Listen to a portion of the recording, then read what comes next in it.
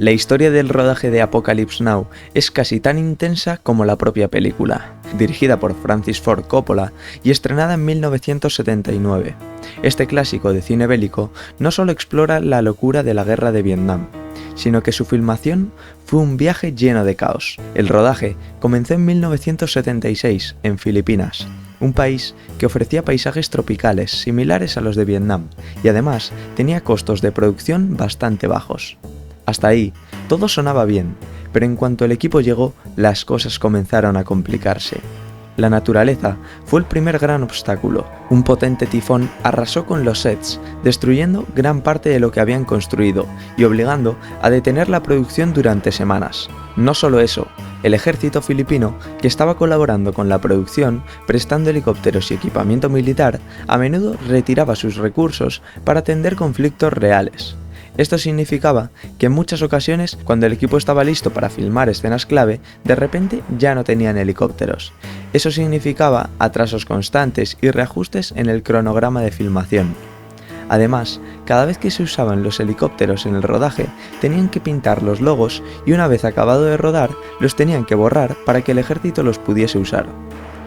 Como si los desastres naturales no fueran suficientes, el elenco también trajo su dosis de caos. Harvey Keitel, quien originalmente había sido elegido para interpretar al Capitán Willard, fue despedido después de unas pocas semanas de rodaje.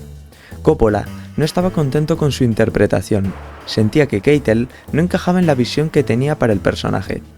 Así que, con todo el rodaje ya en marcha, Coppola decidió reemplazarlo con Martin Sheen. Pero después de eso no todo fue sencillo. Sheen trajo consigo sus propios problemas. En medio del rodaje, Martin Sheen, quien ya estaba lidiando con un problema serio de alcoholismo, sufrió un ataque al corazón. El estrés del trabajo y las duras condiciones del entorno, además de su estado personal, lo llevaron al límite.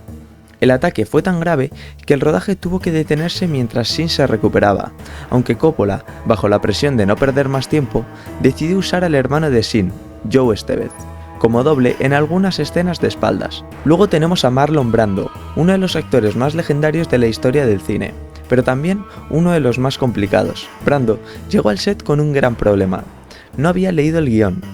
Para complicar las cosas, también estaba muy por encima de su peso, algo que no encajaba con la descripción física del personaje de Coronel Kurtz, un militar misterioso y enigmático. Coppola, desesperado, tuvo que hacer malabares para adaptar las escenas de Brando. Optó por filmarlo en sombras, ocultando su físico, y además permitió que Brando improvisara mucho de sus diálogos.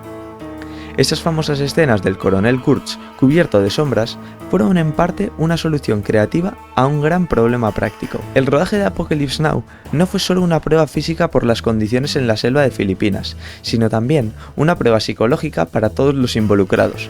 Francis Ford Coppola, que había hipotecado su casa y arriesgado toda su fortuna personal para financiar el proyecto, estaba al borde de un colapso nervioso.